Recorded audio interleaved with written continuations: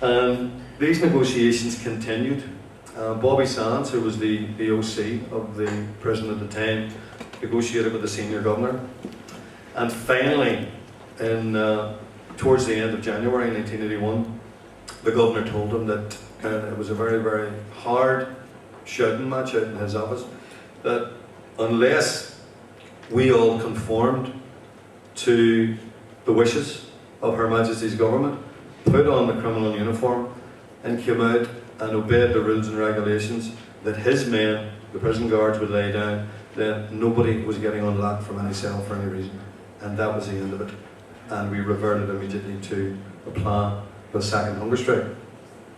Bobby Sands, as the OC, chose to lead the second hunger strike and asked me to take the position as OC, which I didn't particularly want. I was actually a PR person at the time. And I didn't want to do it because I just didn't feel up to it, and I felt that it was too huge a burden. And we had a bit of an argument, and he had been out on a visit, and I think it may have been Danny Morrison who was Director of Publicity. And he told Danny Morrison that I would be doing we told Danny that I'd be doing the OC before he asked me what I was doing it. But so I actually went through this session with him on a Sunday morning at Mass and said to him, look, I'm not even number 2 or number 3 or number 4 in the chain of command in here. And I mentioned Shinna Walsh, and who was the Vice OC, and there was an adjutant, and there was intelligence, there was all this array of people, and I mentioned Shinna Walsh, and he said to me, what you don't realise is, he says, Shinna Walsh is my best mate, and when a crisis arrives, and if they do decide to negotiate, and you have to say no, he'll not let me die. And I says, well, by extension, what you're saying is that I will. Oh yeah, he says, you have to. He says, and that's just the size of it. And I said, well, thanks for the compliment and the confidence in me. Right? So, and that was it. It was a done deal, and I took over as OC. And on March the 1st, Bobby went on hunger strike. We decided, and now people may find this, people have asked me over the years, you people are very clinical, very hard, is it not very cold? You're dealing with your comrades in such a clinical way. We actually used a staggered hunger strike, so that one man would go, followed by a second 2 weeks later, followed by a third and fourth, a week to 2 weeks later after that, which put the clear responsibility onto an individual for any sort of decision that was being made in relation to terminating or whatever they were going to do. The hunger striker had sole control over whether to continue or whether to terminate.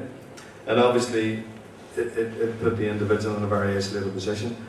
Everybody accepted that that was the way to do it, that there would be no collective sort of crisis period at the one time. And we also decided to introduce a replacement strategy, which meant that if a hunger striker died, he would be replaced with someone else. This did 2 things. First of all, a hunger striker's got on hunger strike knew that we weren't giving up, that the mentality was there, it was a strong mentality, that if he died, someone was taking his place to continue with the struggle. Secondly, it sent a very, very, very clear signal to the British and to everybody else that if you decide to allow this to continue and the prisoners do die, then you will revisit this cycle, because we are determined not to yield and not to surrender to criminality, or to a criminal tag. So this was what was set out, and the measure of each of the individuals who went on hunger strike, and I saw some of the communications coming in from the Army Council to them, and it was very, very hard, and you know, it was just, you know, comrade, do you realise that in 2 months you will be dead? Comrade, have you thought about your family? Comrade, have you thought about the political ramifications of this struggle that you're putting yourself in the forefront of? All very, very hard, harsh to the individual.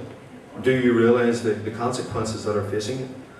And then we would pass them on to the hunger strikers, and each of them in turn responded absolutely and totally in a very, very, very positive manner. The Sunday before the hunger strike started, we were at Mass. We were able to go out into the small canteen, if you put on the prison trousers and nothing else, and you would have Mass, the priest would come in. it was our period of communication, smuggling tobacco, swapping notes and all the rest of it. And Bobby Sands asked me, and this to me, and every one of the hunger strikers has their own individual character and some amazing things around them. But Bobby Sands said to me, have you got that list of names for the replacement strategy? I says, yeah, I have it, okay, don't be worried about that, everything's sorted out. And he says, but are you sure you have everything's, yeah, it's okay, don't be worried, just because he was going to go on hunger strike within days. And I says, no, it's okay. He says, well, who's replacing me? And I says, what do you mean, who's replacing you? It's a very, very difficult sort of question. Here's a guy going on hunger strike who already is planning for the aftermath of his demise. And I says, no, you shouldn't be concerned about that. And he just sort of grabbed me and he says, I need to look at you. And he says, do you have your head round what's ahead of us here? And I says, I do, no problem. I was accused of being very easy going, but in this sort of situation it was hard. He says, you need to get your head around this, he says, because see, in 2 months' time I'm not going to be here. So you need to know where you're going and what you're doing. So have you got the replacement strategy? I says, I have. He says, who's replacing me? I says, well, if you must know, it's Joe McDonald. And he thought, and he says, that's a good choice. Joe McDonald will never let you down. So it was hard, it was harsh. And then he turned and he says, who has the tobacco? And he went off to get some guy to smuggle tobacco and smuggle notes. And there was somebody standing beside me and I said, did you hear that? And I said, yeah, I mean, how do you deal with that? How do you cope with that? How do you get the measure of someone like that who is focused and prepared?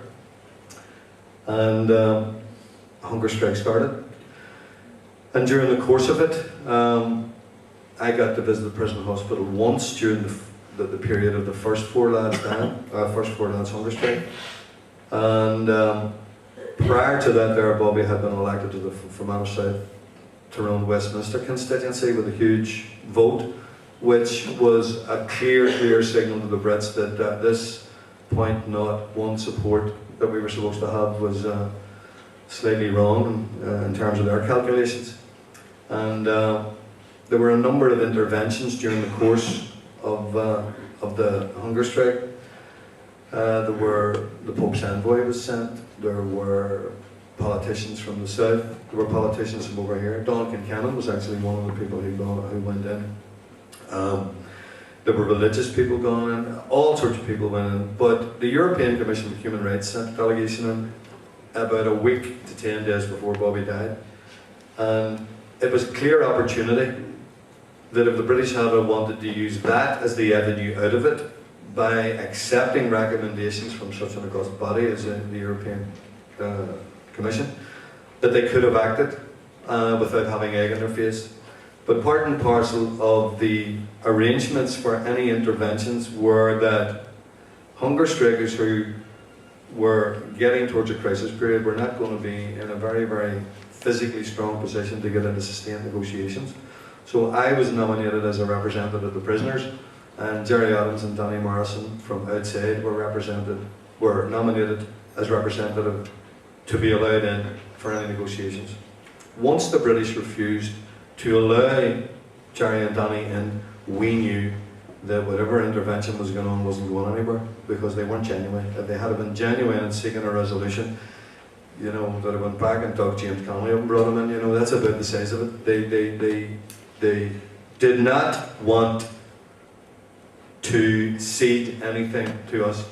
They allowed this to continue as an illusion of movement, and the negotiations didn't take place, and with the result of that, Bobby Sands died on May the 5th. And it was a huge blow to us, absolutely massive blow. And then the awful inevitability in the aftermath of his death was you were waiting for Francis, Raymond and Patsy, because nobody was going anywhere, nobody was doing anything, and it wasn't going anywhere. Joe McDonald was introduced to the hunger strike, and we were now facing into this second cycle in the aftermath of the other lads' time as well.